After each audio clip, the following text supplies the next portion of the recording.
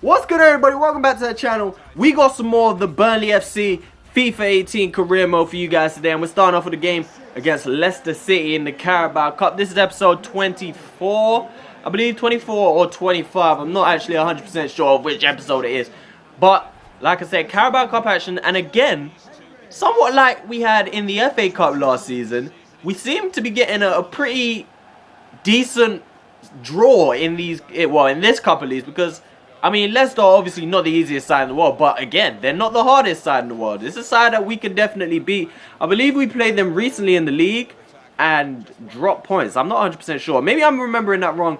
But a few changes. Tarkowski, Ward coming in, Hendrick starting, Adam Milson leading the line with Pozo on the right. And of course, Weidenfeller is our cup keeper for the season, so he is starting in this cup game. And you'll see in Leicester City on their right side, they have the brother of my Pozo. They have their Pozo, Alex Pozo, who they signed this season, starting against us. It's the first time in any career mode I have done where we have two brothers starting on the pitch at the same time. Not that it's relevant, but what is relevant is Adam Milson putting the ball into the box and Jeff Hendrick finishing nicely. Jeff Hendrick showing that I just dropped something. I don't know if y'all hear it, but Hendrick showing that he could still finish. The dude could score a nice goal every now and again. Hendrick had 2 goals in the goal of the season. If you haven't seen the goal of the season episode, there was a goal of the season video.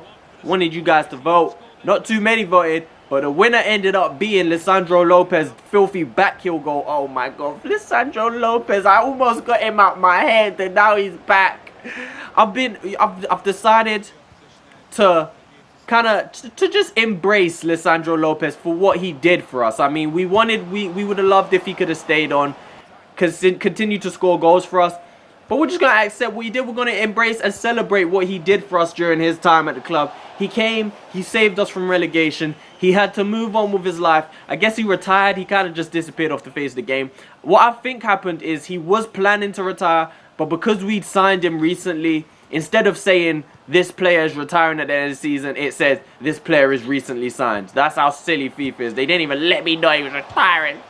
But Lopez is gone. We're doing well without him. He still comes along to the home games every now and again. He still comes to see me. He sits in his little seats.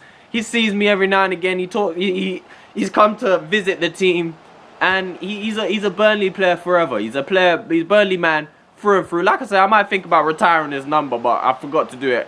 Number 15, we might just make sure no one else who joins the team gets that number.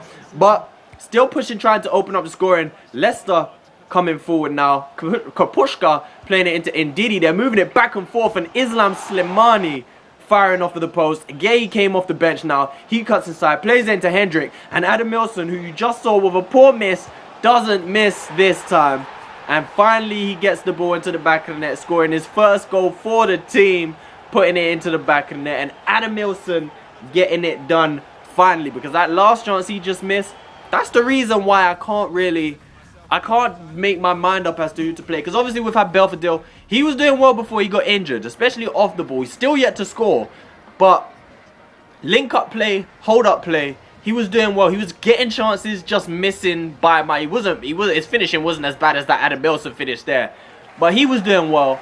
Bamford's shown that he can do well. I mean, not really consistent enough. And you'll see from that one, well, you've seen it already. We did start with Bamford up front in this game against his former side, Chelsea, welcoming them to his new home. And Juric is probably my favourite player to play with so far this season. Pulling it back to Bamford. Couldn't score on his return, on his first game again. No, it's not his first game against Chelsea. Ignore that. But we're playing nice football here. Bamford lays it off to Classy. Pozuelo turns beautiful. Finds Bamford to score against his old team. And Bamford hits the post again. I feel like Bamford is the most unlucky player ever. I think that's like his 4th time hitting the woodwork since joining us last January. And Chelsea came back, creating their own chance right there. But a good save from Pau Lopez. Brilliant save from him. I feel like he's still trying to get his first clean sheet since signing for us on deadline day. Brilliant save from him to deny Batshuayi, though, who I feel like he scored against us last season. I'm not too sure, but he does open the scoring against us right here as Chelsea take a 1-0 lead at Turf Moor, trying to make sure they leave here with all 3 points, trying to stop our nice little resurgence. We've been playing well recently, but Classy just, the balance wasn't there from Jordy Classy, and William fired it into Batshuayi, and That's the difference in talent and ability of level. I don't think my players could do that, to be honest, if I'm honest with you. I don't feel like Scott Sinclair could fire a pass into Adam Milson and both players controlling it so well. But Chelsea did come straight forward again, and Abdul Baba Rahman putting the ball into the back of the net. Or Abdul Rahman Baba, whatever you want to call him, backwards, forwards. You know how they do. But I wasn't happy at this point. I felt like that was a little bit fortunate. Well, not fortunate. I feel like it was flattering for Chelsea for them to be 2-0 up at this point. And I feel like we really had the better of the game. And then going into this, Willian playing it forward into Hazard. And then all of a sudden, now they're 3-0 up. And I really was not happy. Because again, like I said, that is flattering for Chelsea. We had possibly even been the better side. Not only just been in the match. We were possibly the better side when this had happened. And now we're behind 3-0. And I mean, I mean, what can you do? What can you do? You didn't take your chances. Bamford hit the post. We got another one here as Juricic played it into Ben Woodburn.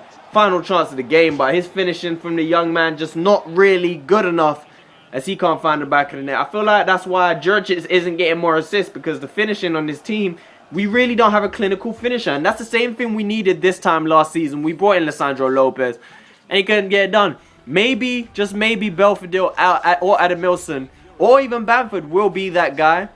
So far, hasn't been the case though. You've seen we've been training Adam Milson's finishing because it's just not been good enough. Bamford, I feel like he's just really unlucky right now. Like I say, he's been hitting the post, being denied by some brilliant saves. I feel like he's just came out of nowhere. Goddamn. I feel like Bamford's just been a little bit unfortunate. He does lead the line again in this one with Pozzo to the right, Woodburn to the left, Rooney and Hendrick in the middle, Brendan Galloway getting a start at left back. And again, I missed the rest of the lineups, but we're facing against FC Utrecht at home. We are at home in this one despite rocking our away kit, because Utrecht's away kit is basically, it would have been a kit clash either way. I didn't want to risk it going home against their red kit. So you see, we're playing in our away kit, our third kit, sorry, at home. And this kit is just sexy. This kit is just sexy. Burnley have beautiful kits. That's like half the reason why I used them. But we did get a chance early on, and Woodburn was denied by Jensen in the goal. It did come to Manquillo, however, crossing it in, and Bamford with another chance right there, getting his head on it. And this is one of the things, this is why I like Bamford. He's probably our most all-round option as a striker. Belfodil is obviously the bigger target man, good in the air, good at holding it up and linking it. Ad Milson is the opposite. He's the faster option, getting in behind. Not great finishing, not good strength or link up. But Bamford's got a little bit of everything. And maybe we need to start training him again just to push him over the edge right there.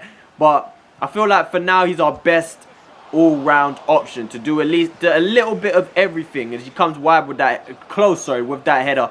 Ben Woodburn with his start playing it into Pozuelo into the second half. Now he plays it across to Wayne Rooney, and it's a brilliant finish from Wayne Rooney. I keep saying it, but maybe we need to give this guy a chance up front, because his finishing so far this season has been on point.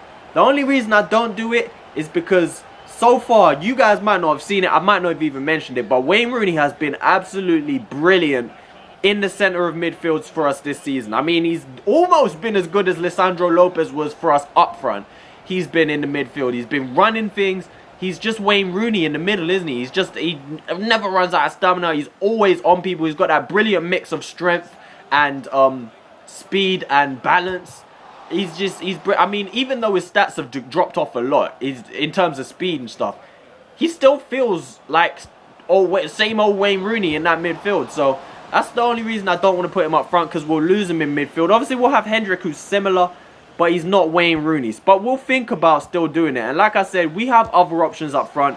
Pozzo listed in the game can play up front. Ben Woodburn is listed to be able to play up front in the game. So we could even try Juricic up front. I feel like that would work. But right now we're going to stick with Adam Milson and Bamford, giving them a chance. Belfodil when he comes back. I feel like once Belfodil comes back, it will be alright. But boy, we dominated a lot of this match. We held on from so early in this half.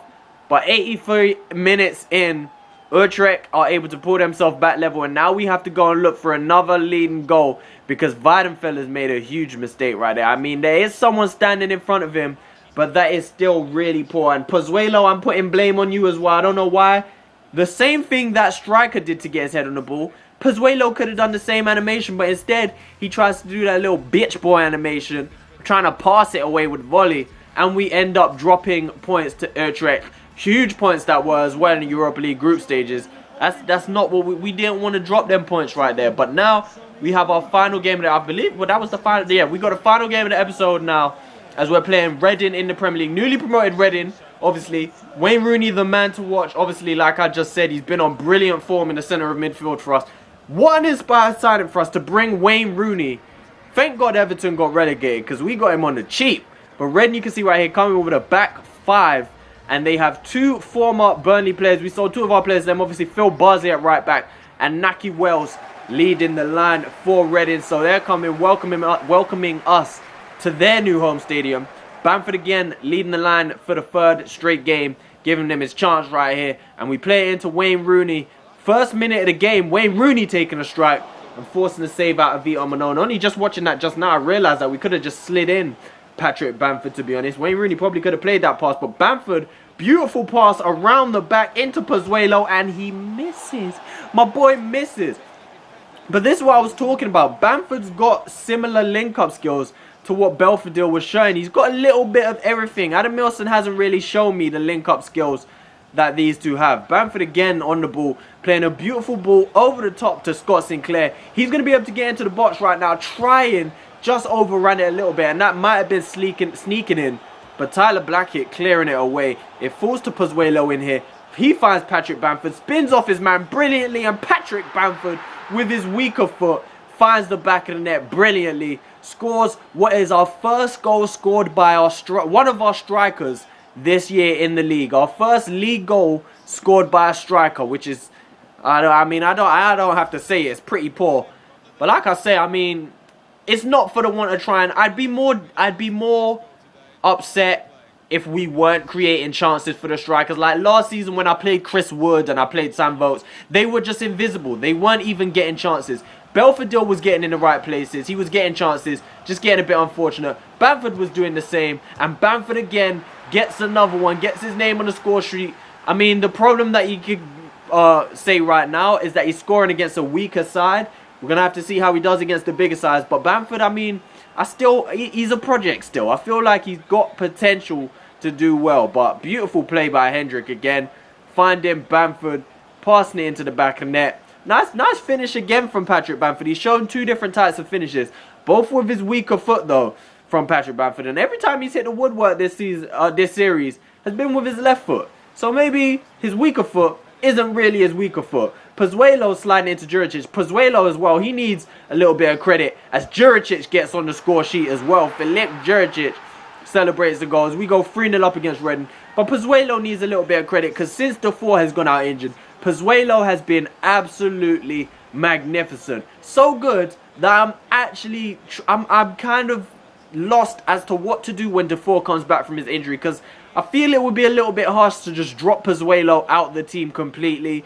He's played brilliant. He has been brilliant. He's been absolutely dictating damn near everything, Pozuelo, since getting into the starting lineup. But Defoe's not back yet, so for now, Pozuelo can keep doing his thing. And right here, another goal conceded that I am not happy about, and it's Naki Wells coming back.